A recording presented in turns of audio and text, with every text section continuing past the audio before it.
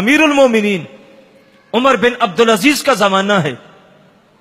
ایک اجمی خادمہ پیغام بھیجتی ہے، خط، کہ حضرت فلاں علاقے میں رہتی ہوں مصر کے قریب، اور میرے گھر کی دیوار چھوٹی ہے، میرے گھر میں بچیاں ہیں، لوگ گلی سے گزرتے ہیں تو جھانکتے ہیں. آپ نے مصر کے گورنر کو ایوب بن شرجیل کو خط لکھا، کہا فوراً جاؤ اور اس اجمی خادمہ کی دیوار دیکھو واقع چھوٹی ہے، اور کہا اگر چھوٹی ہے تو وہاں کھڑے کھڑے مزدور بلا کے اس کی دیوار کو اونچا کر کے آنا، اس کی بیٹیوں کی عزت کی طرف کوئی نہ دیکھے. یہ تھا دور حکمرانی.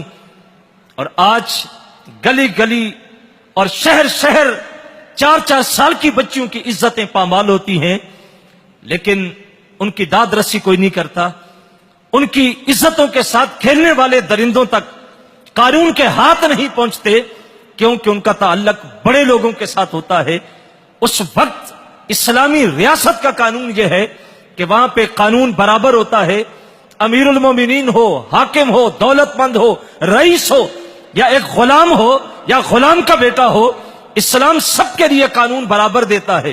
ایک قبطی نے گورنر کے بیٹے سے تلخی ہو گئی تو عمر بن عاص کے بیٹے نے اس کو کوڑے مارے اور کہا تو جانتا نہیں میں بڑے باپ کا بیٹا ہوں. 6 مہینے اس کو قید رکھا. وہاں سے نکل کے واپس آیا سیدھا حضرت عمر کے پاس مدینے میں، کہا حضور اس نے کوڑے بھی مارے اور مجھے کہتا میں بڑے باپ کا بیٹا ہوں. حضرت عمر اس جوان کو بلاتے ہیں، باپ گورنر کو بلاتے ہیں، اور چوک میں کھڑا کر کے اس قبطی جوان کو کوڑا دے کے کہتے مار اس کو.